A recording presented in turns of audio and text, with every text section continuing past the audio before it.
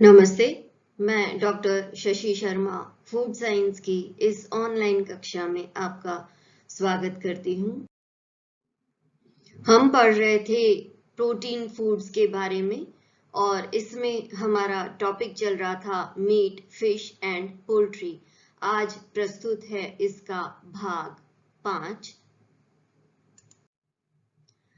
आज हम जानेंगे मीट की प्रोसेसिंग के बारे में और इसमें हम पढ़ेंगे कि मीट की राइपनिंग, टेंडरिंग और क्योरिंग क्या होती है। तो आइए सबसे पहले हम जानते हैं मीट की राइपनिंग या परिपक्वन किसे कहते हैं। रिगर मोर्टिस के बारे में हमने पिछले वीडियो में जाना था।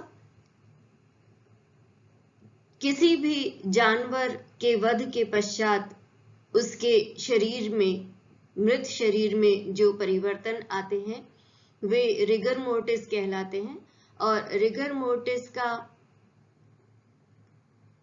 मांस के ऊपर विपरीत प्रभाव पड़ता है, नेगेटिव इफेक्ट पड़ता है। मांस कड़ा हो जाता है और उसका रंग जो है वह अच्छा नहीं दिखता है। अतः उसके प्रभाव को हटाने के लिए मांस का परिपक्वन किया जाता है, जिसके अंतर्गत रिगर मोर्टिस के प्रभाव को हटाया जाता है और यह क्रिया मांस का परिपक्वन या रिजोल्यूशन ऑफ रिगर कहलाती है। इस अवस्था में या इस क्रिया में मांस को ठंडी अवस्था में या कम टेम्परेचर पर 1-2 दिन के लिए रखा जाता है और इसमें या इसके फलस्वरूप मांस में कई परिवर्तन होते हैं और मांस नरम हो जाता है। इसके अतिरिक्त मांस की परिपक्वन के द्वारा या राइपनिंग के द्वारा मांस में कुछ वांछित परिवर्तन आते हैं। वे इस प्रकार से हैं। राइप किया हुआ मांस मुलायम हो जाता है, इसमें सुगंध आने लगती है या इसकी गंध अच्छी हो जाती है या जैसी चाहिए होती है वैसी हो जाती है। इसका रसीलापन बढ़ जाता है और इसकी संरचना भी पहले से अच्छी हो जाती है। वास्तव में मांस के प्रोटीन पर मांसपेशियों में एक प्रकार का जो एंजाइम पाया जाता है जिसे कि कैथेप्सिन कहते हैं, वह मांसपेशियों पर क्रिया करता है और इसके फलस्वरूप इसमें उपस्थित जो प्रोटीन होता है वह टूट जाता है और सुपाच्य हो जाता है।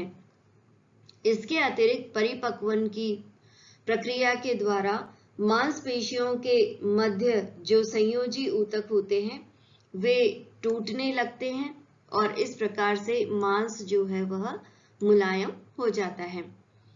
परिपक्वन की प्रक्रिया के लिए मांस को 0.5 डिग्री सेंटीग्रेड से 20 डिग्री सेंटीग्रेड ताप पर 1 से 4 सप्ताह तक रखा जाता है। मांस में सबसे अधिक नरमी या सॉफ्टनेस और अच्छी फ्लेवर या अच्छी सुगंध 2 से 4 सप्ताह के मध्य आती है और एजिंग की प्रक्रिया के लिए मांस को रखे जाने वाले शीत कक्ष की आर्द्रता या उसमें मॉइस्चर पर्याप्त मात्रा में होना चाहिए, नहीं तो मांस सूखने लगता है और मनवांछित परिणाम प्राप्त नहीं होते हैं। इसके अतिरिक्त मांस को ढककर भी रखना चाहिए ताकि इसमें आर्द्रता इसमें से निकले ना और मांस सूखकर कड़ा नहीं आ जाए, हो सके या अत्यधिक नहीं सूख जाए। राइपनिंग ऑफ मीट को एजिंग या हिंदी में जिसे परिपक्वन कहा जाता है, ये तीनों एक ही मायने रखते हैं, ये तीनों शब्द। और कई बार एजिंग को शीघ्रता से पूरा कराने की आवश्यकता होती है और इसके लिए 1 से 4 सप्ताह तक का इंतजार नहीं किया जा सकता। तो 48 घंटों के अंदर अंदर जब एजिंग की क्रिया कराई जाती है तो मांस को 20 डिग्री सेंटीग्रेड पर रखा जाता है और औद्योगिक स्तर पर शीघ्रता से एजिंग की प्रक्रिया पूर्ण कराने हेतु यह कार्य किया जाता है। इस स्थिति में अल्ट्रावायलेट किरणों का प्रयोग मांस की सतह पर बैक्टीरिया की वृद्धि को रोकने के लिए किया जाता है। सामान्यतया एजिंग की प्रक्रिया जो है वह बकरी, भेड़ और गाय के मांस के लिए की जाती है। सुअर के मांस में क्योंकि वसा बहुत अधिक मात्रा में होती है, इसलिए उसकी एजिंग नहीं की जाती है, क्योंकि अधिक ताप पर जब मांस को रखा जाता है तो वसा में रैंसिडिटी होने के चांसेस होते हैं या वसा के पिघलने के चांसेस होते हैं। इसलिए जो मांस है उसकी सॉफ्टनेस या उसकी जो फील है या उसका जो कंपोजिशन है उसमें मनमाफिक परिवर्तन नहीं आते हैं और वह खराब दिखने लगता है। इसलिए सुअर के मांस के अलावा अन्य मांस जो होते हैं उन्हीं की एजिंग की जाती है या उन्हीं की राइपनिंग की जाती है। अब हम जानते हैं मीट के टेंडरिंग के बारे में, या मीट को मुलायम या नरम किस तरह से किया जाता है। दरअसल मांस का मुलायम होना उसका सर्वाधिक वांछनीय गुण है। अगर मांस मुलायम नहीं होगा तो वह खाने में अच्छा नहीं होगा और सुगमता से चबाया नहीं जा सकेगा। इसलिए बहुत अधिक कड़े और कठिनाई से चबाए जाने वाले मांस उपभोक्ताओं को पसंद नहीं आते हैं। मांस का कड़ापन पशु के प्रकार, आयु, क्रियाशीलता के स्तर एवं पशु का कौन सा अंग ग्रहण किया जा रहा है उसके ऊपर निर्भर करता है। संयोजी ऊतकों की मांस में कितनी मात्रा है और उनका वितरण किस प्रकार से है। इसके अलावा मांस में पेशीय तंतु का आकार और मांस की कोमलता को निर्धारित करते हैं। मांस को टेंडर करने के लिए या मुलायम करने के लिए अनेक प्रकार की विधियों को काम में लिया जाता है। ये हैं प्राकृतिक, यांत्रिक और रासायनिक विधियां। सबसे पहले हम जानते हैं प्राकृतिक विधि के बारे में। तो प्राकृतिक रूप से मांस को गलाने के लिए मांस को नियंत्रित तापक्रम पर और आर्द्रता की स्थिति में रखा जाता है, जिससे मांस में उपस्थित कैथेप्सिन एंजाइम, जो कि प्राकृतिक रूप से पाया जाता है, प्रोटीन का अपघटन कर मांस को नरम बना देता है। सामान्यतया कोल्ड स्टोरेज में या शीत गृहों में रखा हुआ मांस सामान्य रूप से गल जाता है। अगर मांस सामान्य से ज्यादा या अत्यधिक गल जाता है तो वह अच्छा नहीं होता है, क्योंकि इससे मांस की सुगंध और फ्लेवर में परिवर्तन आ जाते हैं और मांस की संरचना भी वांछनीय नहीं रहती है और वह खराब हो जाता है। इसके बाद में जो दूसरी विधि है वह है यांत्रिक या मैकेनिकल विधि। इसके अंतर्गत आती है कूटना, पीसना और गोदना। हम सबसे पहले जानते हैं कूटना विधि के बारे में। इस विधि द्वारा मांस की सतह पर पाए जाने वाले मांस को एक कूटनी द्वारा कूटा जाता है, जिसकी एक सतह खुरदुरी और दांते वाली होती है। इससे मांसपेशियों और संयोजी ऊतक सुगमता से टूट जाते हैं और यह प्रक्रिया कहलाती है टूटना। इसके बाद में आता है पीसना। इसके अंतर्गत सभी मांसपेशीय तंतु और संयोजी ऊतक टूटकर कट जाते हैं और मांस को चॉपर अथवा पीसने वाली मशीन की सहायता से छोटे छोटे टुकड़ों में विभाजित कर दिया जाता है। मिक्सी का प्रयोग भी इस कार्य के लिए किया जा सकता है। गोदना, इस प्रक्रिया में मांस में सुई अथवा ब्लेड की सहायता से छोटे छोटे छेद कर दिए जाते हैं और इससे मांस नरम पड़ जाता है। यह विधि बिना हड्डी वाले मांस के टुकड़ों पर सुगमता से की जा सकती है। इसके बाद में अगली विधि है रासायनिक विधियां। इसमें एंजाइमों का प्रयोग किया जाता है अथवा पीएच में परिवर्तन या पकाने की विधि के द्वारा मांस को मुलायम किया जाता है। एंजाइमों के प्रयोग के बारे में हम विस्तार से चर्चा करते हैं।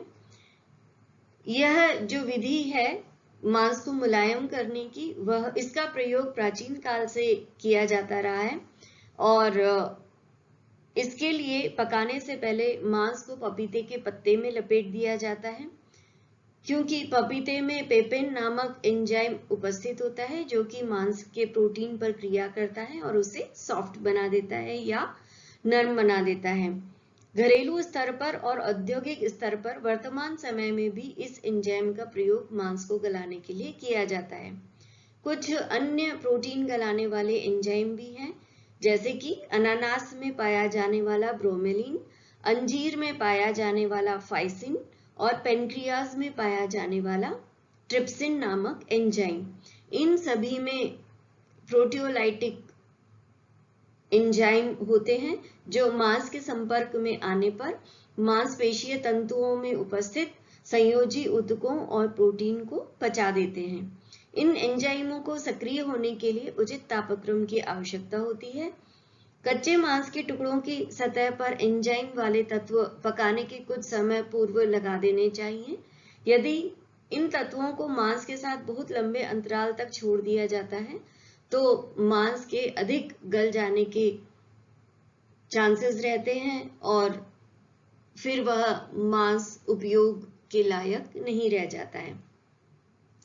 इसका दूसरा तरीका है पीएच में परिवर्तन के द्वारा।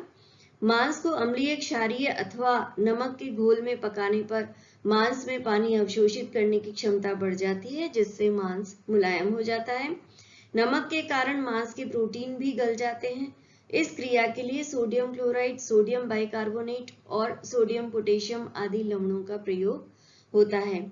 साथ ही शराब और नींबू के रस में पाए जाने वाले अम्लों का प्रयोग भी पकाने से पूर्व मांस को गलाने के लिए किया जाता है, जिससे कि पीएच में परिवर्तन लाया जा सके और पीएच में परिवर्तन के कारण प्रोटीन गल जाता है।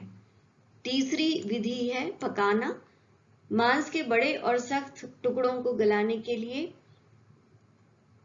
आर्द्र विधि के द्वारा मांस को पकाया जाता है और अधिक समय के लिए मांस को पकाना पड़ता है। मांस पर ऊष्मा के प्रभाव से मांसपेशी तंतु सिकुड़ने लगते हैं और 77 डिग्री सेंटीग्रेड के आसपास इनका सिकुड़ना रुक जाता है। इस समय मांस का रंग में परिवर्तन आ जाता है और द्रव पदार्थ की क्षति हो जाती है। तो इस प्रकार से विभिन्न विधियां हैं जिनके द्वारा मांस को मुलायम या कोमल किया जा सकता है। अब हम जानते हैं कि मांस की क्योरिंग किस प्रकार से की जाती है। मांस की क्योरिंग का अर्थ है कि मांस को संरक्षित करने की प्रक्रिया। कुछ समय तक क्योरिंग के द्वारा मांस को संरक्षित करके रखा जा सकता है। क्योरिंग कई प्रकार के क्योरिंग एजेंट की सहायता से कराई जा सकती है। क्योरिंग कराने के लिए इन क्योरिंग एजेंट्स को या तो मांस की सतह पर मल दिया जाता है या इनके घोल में डुबोकर मांस को रख दिया जाता है, अथवा इंजेक्शन के द्वारा या सुइयों के द्वारा क्योरिंग एजेंट को मांस के टुकड़ों में इंजेक्ट कर दिया जाता है या सुई के द्वारा पहुंचा दिया जाता है। विभिन्न प्रकार के क्योरिंग एजेंट हैं नमक, नाइट्राइट, शर्करा और मसाले। ये सब किस प्रकार से क्रिया करते हैं आइए जानते हैं। नमक सूक्ष्म जीवाणुओं की वृद्धि को रोकता है और मांस में अच्छी सुगंध उत्पन्न करता है। इसके अलावा नाइट्राइट यह क्लॉस्ट्रीडियम बोटुलिनम नामक जीवाणु को नष्ट कर देता है और मांस को विशिष्ट लाल रंग प्रदान करता है। चीनी या शर्करा रंग को स्थिर कर देती है, मांस की फ्लेवर या सुगंध को बढ़ाती है और अत्यधिक नमकीन स्वाद को कम कर देती है। इसके अतिरिक्त मसाले भी क्योरिंग के लिए काम में लिए जाते हैं और मसालों के प्रभाव से मांस की फ्लेवर या सुगंध बहुत अच्छी हो जाती है। ये सभी तत्व अलग अलग रूप में प्रयोग किए जा सकते हैं और इनको एक साथ भी प्रयोग में लिया जा सकता है और एक साथ एक से अधिक तत्वों के प्रयोग से वांछित परिणाम प्राप्त होते हैं। परंतु क्योरिंग विधि के कुछ हानिकारक प्रभाव भी हैं। वे इस प्रकार से हैं। क्योरिंग किए हुए मांस का गुलाबी रंग ऑक्सीजन के संपर्क में आने के कारण भूरे रंग का हो जाता है, जो कि बहुत अच्छा नहीं दिखता है। इसके अलावा अधिक नमक के प्रयोग से मांस शीघ्र खराब भी हो सकता है। नाइट्राइट नामक तत्व यदि उच्च तापक्रम पर गर्म किया जाता है तो यह मानव स्वास्थ्य के लिए बहुत हानिकारक होता है और कैंसर जैसे लाइलाज बीमारी को भी उत्पन्न करने का कारक होता है। तो इस प्रकार से आज हमने जाना कि मांस की विभिन्न प्रकार की प्रोसेसिंग टेक्निक्स क्या हैं, जिसमें हमने पढ़ा कि मांस की टेंडरिंग किस तरह से की जाती है, क्योरिंग किस तरह से की जाती है और मांस की मैच्योरिंग या एजिंग किस प्रकार से की जाती है। आपने इस वीडियो को ध्यान से सुना, इसके लिए आपका बहुत बहुत धन्यवाद। अब अगले टॉपिक में हम पढ़ेंगे मांस को पकाने की विधियां। नमस्ते।